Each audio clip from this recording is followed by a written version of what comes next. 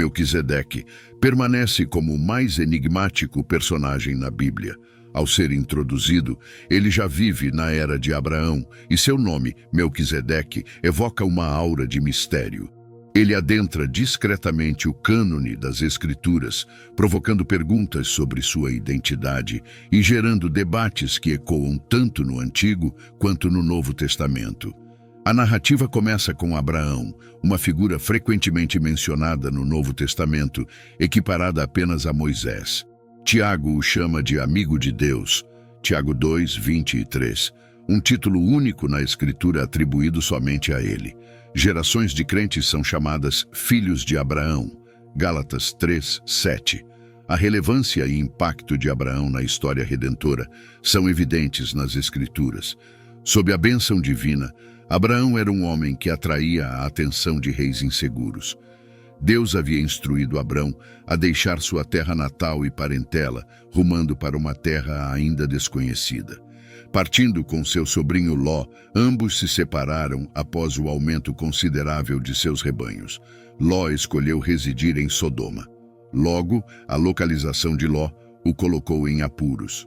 Gênesis 14 descreve a trama complexa entre os reinos na época de Abraão. Reis de Sinar, Elazar, Elão e Goiim formaram uma aliança contra os reinos de Sodoma, Gomorra, Admá, Zeboim e Zoar, que se rebelaram após 12 anos de opressão. Ao saber das conquistas de Quedorlaomer, os reinos rebeldes se reuniram no Vale de Sidim para confrontá-lo. O rei de Sodoma foi um dos que resistiram a Quedorlaomer. Durante os conflitos, Ló, sobrinho de Abraão, residente em Sodoma, foi capturado.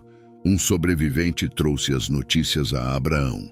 Imediatamente, Abraão reuniu 318 homens e partiu para resgatar Ló. Pela graça divina, venceu Quedorlaomer e recuperou os bens saqueados. Enquanto retornava pelo vale de Savé, o rei de Sodoma o encontrou lá. Nesse momento, Melquisedeque, regente de Salém, também estava presente.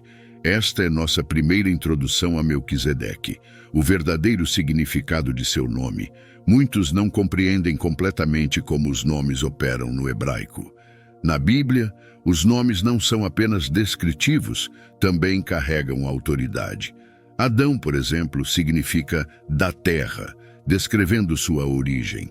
Os nomes na Bíblia podem refletir o papel do indivíduo na narrativa, como Nabal, cujo nome significa tolo. Eles podem representar aspirações humanas, revelações divinas ou ilustrar profecias. Então, qual é o significado do nome Melquisedeque? Hebreus 7, 2 atribui a Melquisedeque um significado profundo. A quem também Abraão deu o dízimo de tudo, é primeiro, por interpretação do nome, Rei de Justiça, e depois também Rei de Salém, que é Rei de Paz. Significa Rei da Justiça, ou o Rei é Justo. Este nome sugere retidão e justiça em sua liderança. É uma designação apropriada para um governante que defende a justiça em seu reino. A frase "ele é primeiro por interpretação do nome Rei da Justiça" indica que o nome Melquisedeque não é meramente descritivo, mas uma avaliação precisa de seu caráter. Ele é o Rei da Justiça e também o Rei de Salém, conforme registrado em Gênesis 14, 18, onde Melquisedeque serviu como rei dessa cidade. Gênesis 14, 18 diz: "E Melquisedeque, rei de Salém, trouxe pão e vinho. Era este sacerdote do Deus Altíssimo." A cidade de Salém é mencionada 4 vezes na Bíblia, sendo 3 delas em associação com Melquisedeque como seu rei. O Salmo é a única outra referência bíblica à cidade de Salém. Salmo 76, versículos 1 e 2 diz: "Ao regente da música com instrumentos de cordas, um salmo de Asaf, um hino. Deus é reconhecido em Judá. Imenso é o seu renome em Israel. Sua habitação está em Salém, seu domicílio também está em Sião." Por fim, o livro de 2 Reis 14, 20 afirma que Jerusalém é a cidade de Davi. Assim, a cidade que hoje chamamos de Jerusalém tinha originalmente o nome de Salém, até que Davi assumiu o controle e a transformou na capital de Israel. Salém passou por diferentes governantes ao longo do tempo. Melquisedeque é utilizado para esclarecer os mistérios de Jesus. Assim como Melquisedeque é o soberano da paz, Jesus também é o soberano da paz. Na profecia de Isaías sobre o Messias vindouro, Isaías 9:6, porque um menino nos nasceu, um filho se nos deu, e o governo estará sobre os seus ombros, e o seu nome será Maravilhoso Conselheiro, Deus Forte, Pai da Eternidade, Príncipe da Paz. Note que pacífico não denota facilidade. Jesus nunca prometeu facilidade, mas sim assistência. Com frequência no Antigo Testamento, encontramos imagens de Jesus. Melquisedeque é uma figura central que revela muitas verdades sobre Jesus. Inicialmente, não existiam sacerdotes levitas, havia a ordem de Melquisedeque. Uma segunda informação sobre Melquisedeque, derivada de Gênesis 14, é que ele presenteou Abraão com pão e vinho. Estudiosos bíblicos sugerem que o Vale de Savé, também conhecido como Vale dos Reis, situava-se próximo ao sul de Jerusalém, onde Melquisedeque encontrou Abraão pela primeira vez. Melquisedeque reanimou os guerreiros de Abraão e estabeleceu uma boa relação com eles ao oferecer pão e vinho. Esse foi o início de sua conexão com Melquisedeque. Como rei de Salém, Melquisedeque estava interessado em se tornar amigo do homem que triunfara em nome de Deus contra uma coalizão tão formidável. Gênesis 14:18 nos informa que ele era sacerdote do Deus Altíssimo. Conforme as Escrituras Sagradas, há apenas um Deus que é o Altíssimo. Esse título pertencia ao Deus adorado por Abraão, o único soberano sobre todos os deuses, diante de quem todos os deuses deveriam se curvar. Ele dominava tanto os céus quanto a terra. Esse título não poderia ser atribuído corretamente a nenhum outro no universo. Melquisedeque adorava o Deus de Abraão. A Bíblia não fornece informações sobre como Melquisedeque conheceu inicialmente o Deus adorado por Abraão. O Senhor reconhecido ao longo das Escrituras como o Criador dos céus e da terra. Ele é chamado de Deus Altíssimo ou Senhor Altíssimo em várias ocasiões. O Salmo 57:2 declara: Eu clamo ao Deus Altíssimo, a Deus que cumpre o seu propósito para mim. As palavras hebraicas, frequentemente traduzidas como Deus Altíssimo ou Elohim, descrevem objetos elevados em relação a nós, mais elevados em posição, título, beleza, posição ou inteligência. Até mesmo a autoridade é discutida em termos de altura, desde os escalões mais altos até o trabalhador comum. O sacerdócio que Melquisedeque exercia precedeu o sacerdócio detido por Arão e os levitas. Melquisedeque abençoou Abraão em nome do Deus Altíssimo. Gênesis 14:19 relata: E o abençoou e disse: Bendito seja Abrão pelo Deus Altíssimo, o possuidor dos céus e da terra. Gênesis 14:20 prossegue: E bendito seja o Deus Altíssimo, que entregou os teus inimigos nas tuas mãos. E ele lhe deu o dízimo de tudo. Melquisedeque reconheceu em Gênesis 14:20 que o Deus Altíssimo capacitara Abraão a vencer seus inimigos. Em outras palavras, a vitória de Abraão não resultou da habilidade militar de seu exército, mas sim da benevolência do Deus Altíssimo que lutou em favor de Abraão. Melquisedeque reconheceu que o Deus Altíssimo era um Deus pessoal, cuidadoso de seu povo. Era um Deus forte e poderoso que governava tanto os céus quanto a terra, enquanto estendia a mão àqueles que eram parte de sua família. A ordem e o enigma de Melquisedeque são empregados para ilustrar Jesus. O Salmo 110 é onde nos deparamos novamente com Melquisedeque na Bíblia. Enquanto Davi refletia sobre sua posição como sacerdote-rei, isso se tornou uma visão antecipada do Messias. Ele ansiava pelo sacerdote-rei perfeito. A completa realização do que Davi era apenas uma sombra prévia. Este salmo parece antecipar o conflito que ocorrerá durante a batalha do Armagedon. Salmo 110, versículos 4 ao 6. O Senhor fez um juramento e permanecerá fiel a ele. Tu és sacerdote eternamente, à semelhança da ordem de Melquisedeque. O Senhor está à tua direita. Ele subjugará monarcas no dia de sua indignação. Ele executará julgamento e punição avassaladora entre as nações. Elas serão inundadas de cadáveres, e seus líderes serão derrotados por toda a extensão da terra. Conforme o livro do Apocalipse descreve, o termo Armagedon na Bíblia refere-se à batalha final que ocorrerá no futuro entre Deus e as forças do mal. Ao escrever o Salmo, Davi pondera sobre a vitória e o renascimento prometidos por Deus, assegurando a seus leitores que as promessas divinas certamente se concretizarão. Ele fundamenta essa certeza em 2 pontos cruciais. Primeiro, a promessa foi feita por Deus e ele jamais voltaria atrás em sua palavra. O segundo motivo pelo qual Davi confiava nessas promessas divinas é significativo para nós. Ele era um sacerdote eterno, segundo a ordem de Melquisedeque. Nessa fase da história de Israel, o sacerdócio de Arão, conforme descrito no Antigo Testamento, já havia se mostrado incapaz de trazer a renovação predita por Davi. Ano após ano, eram realizados sacrifícios, mas o povo de Deus permanecia inalterado, continuando em sua rebelião. No capítulo 22 de Mateus, Jesus interpela os fariseus com uma pergunta. Ele explica que Davi, inspirado pelo Espírito, escreveu o Salmo 110. Ao falar sobre a inspiração divina, o salmista estabelece a conexão entre Jesus e a ordem de Melquisedeque, um sacerdócio distinto do de Arão e que traria algo novo, o homem sem início e sem fim. A peculiaridade de Melquisedeque reside em sua falta de início ou fim. Observemos outro ponto do versículo 4 do Salmo 110. Davi revela que o Senhor Jesus foi constituído sacerdote eternamente, à semelhança da ordem de Melquisedeque. Em outras palavras, seu sacerdócio não terá fim.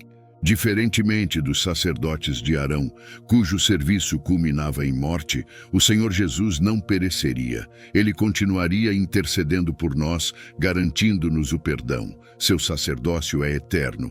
Enquanto ele interceder por nós e permanecer como nosso mediador, estaremos seguros. Pela inspiração divina, Davi proclama a bênção de Deus por meio de um novo sacerdócio. O sacerdócio de Melquisedeque persistiria até o fim dos tempos. Aqueles que estavam perdidos em seus pecados receberiam cura espiritual por meio desse sacerdócio, e os que eram esmagados pela vergonha encontrariam perdão.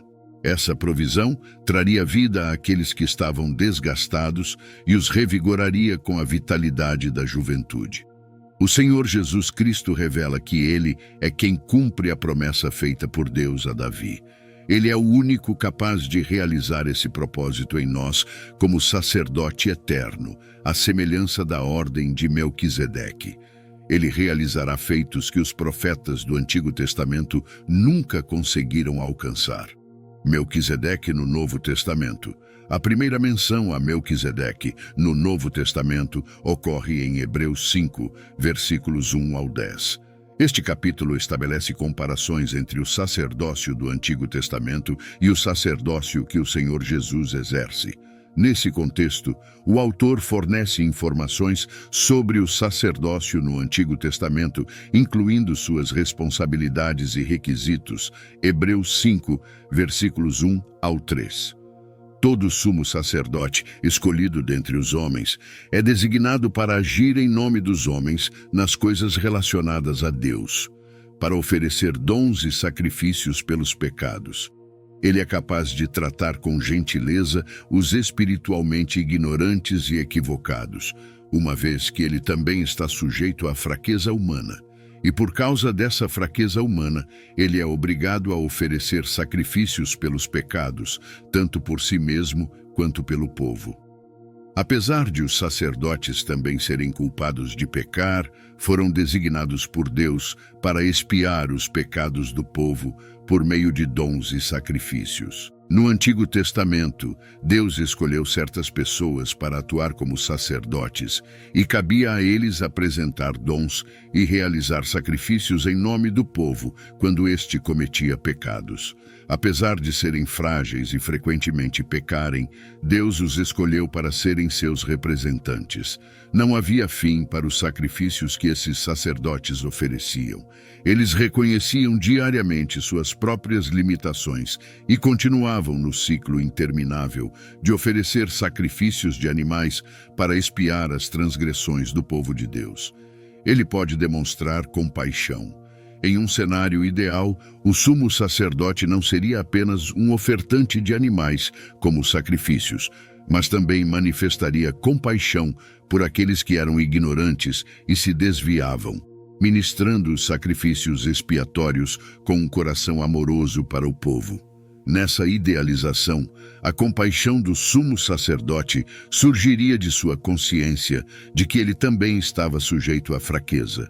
O sumo sacerdote era escolhido de dentro da comunidade do povo de Deus, mas essa seleção não era resultado de votação do povo. Deus era o responsável por essa escolha. A diretriz subjacente era que ninguém poderia arrogar a si toda essa honra. A posição de sumo sacerdote não era algo a ser buscado ou alcançado por meio de manobras políticas.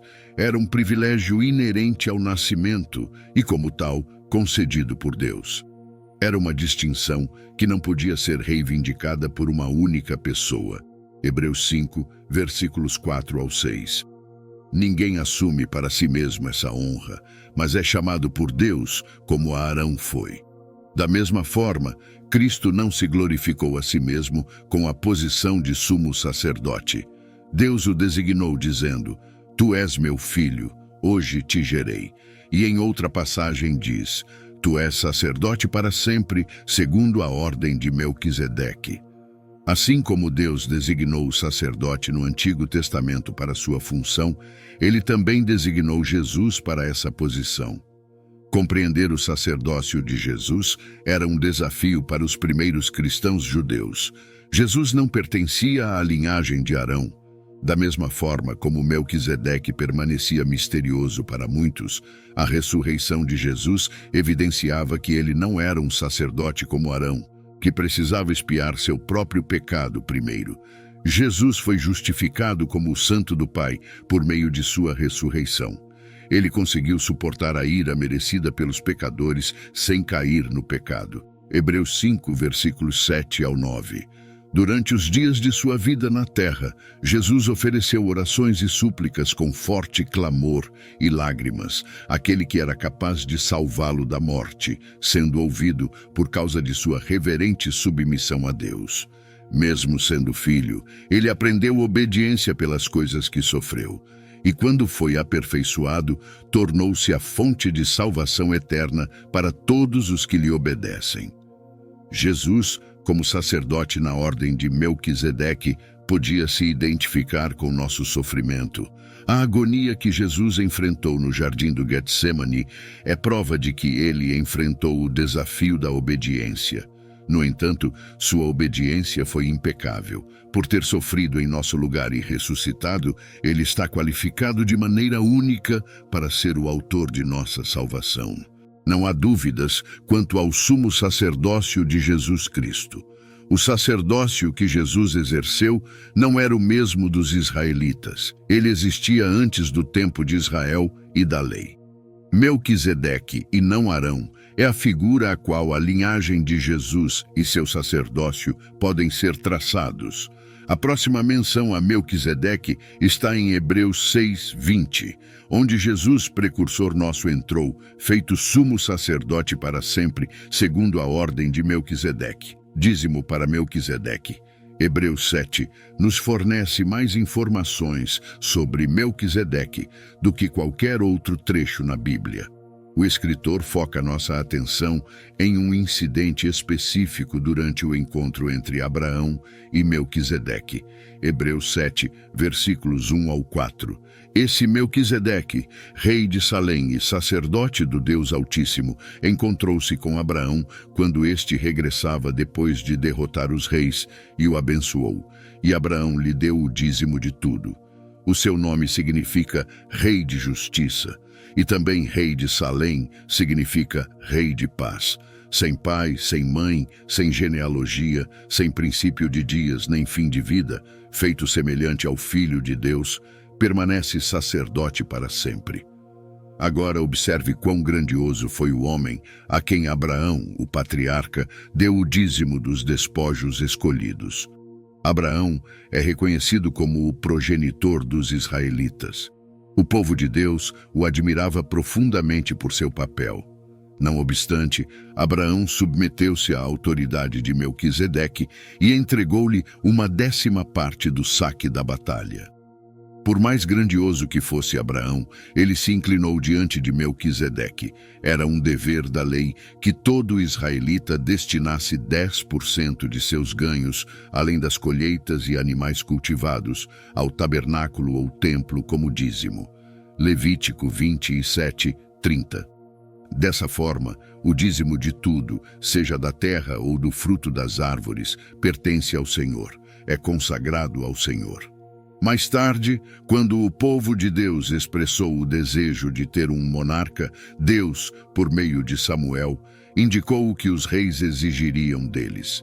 1 Samuel 8, versículos 15 ao 17.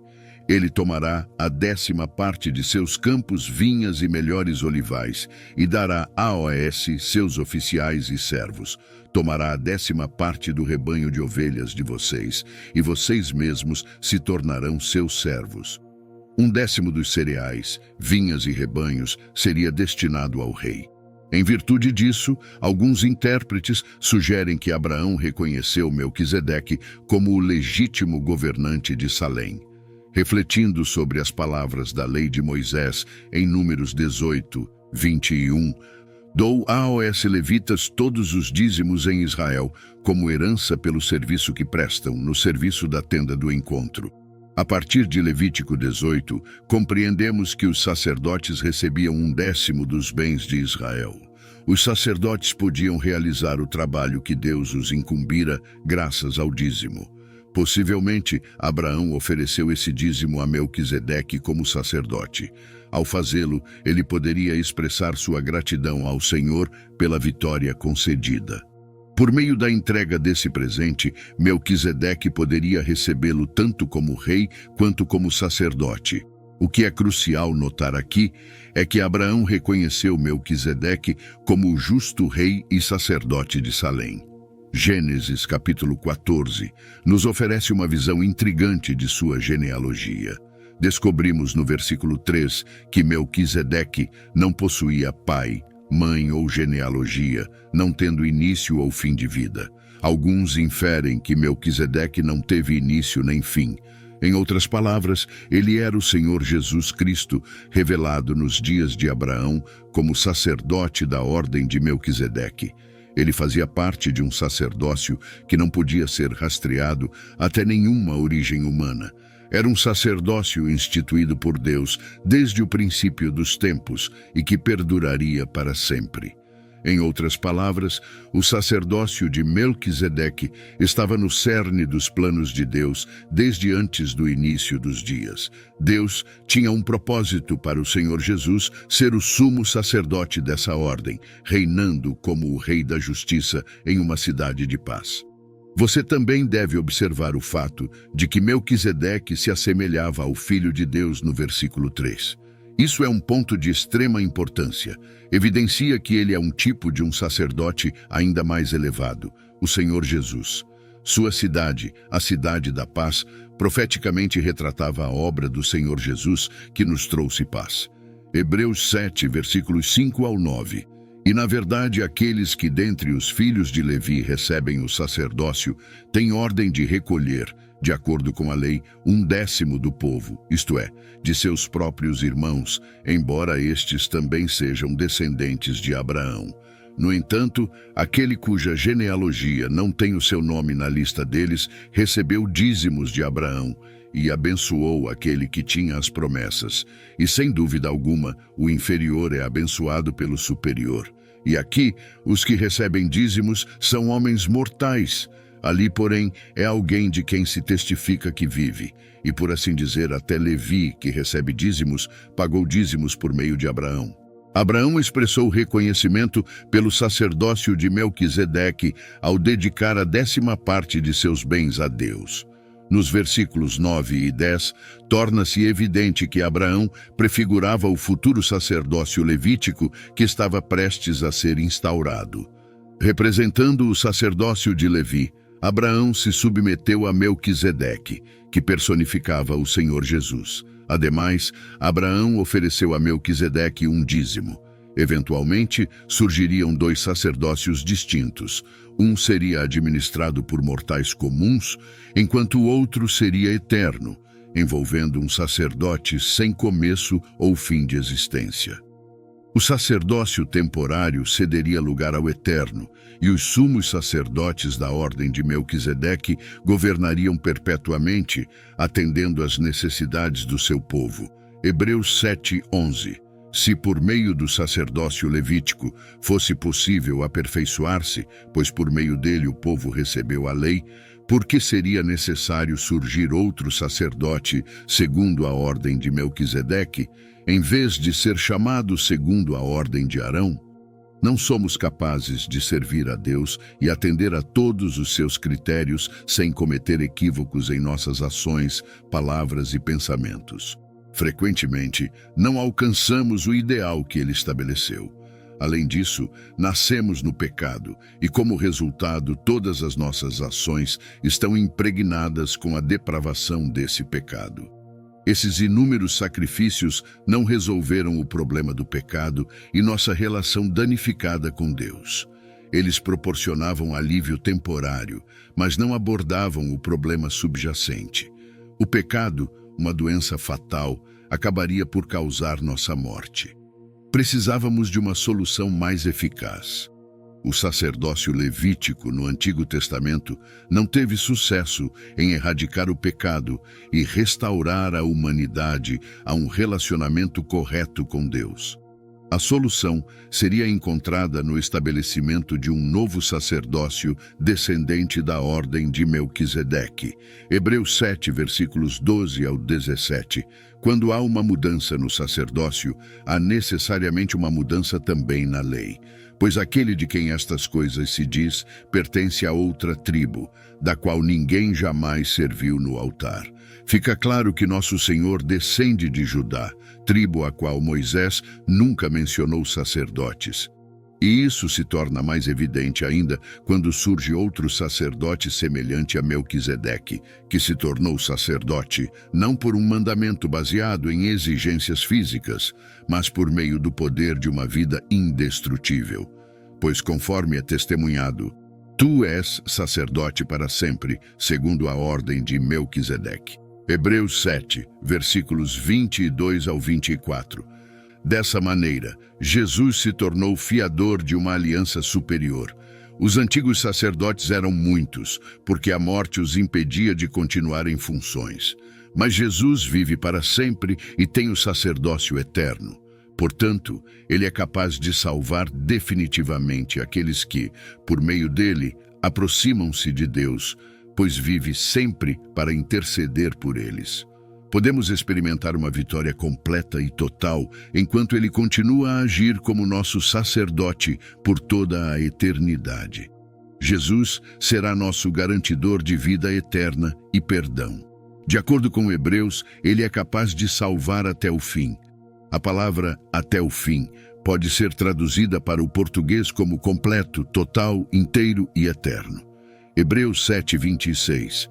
Convinha que tal sumo sacerdote nos fosse adequado, santo, inculpável, puro, separado dos pecadores e exaltado acima dos céus. O Senhor Jesus não precisa oferecer sacrifícios diários pelos seus próprios pecados, pois ele é imaculado e, portanto, não peca. Também não é necessário que ele ofereça sacrifícios para expiar os crimes do seu povo.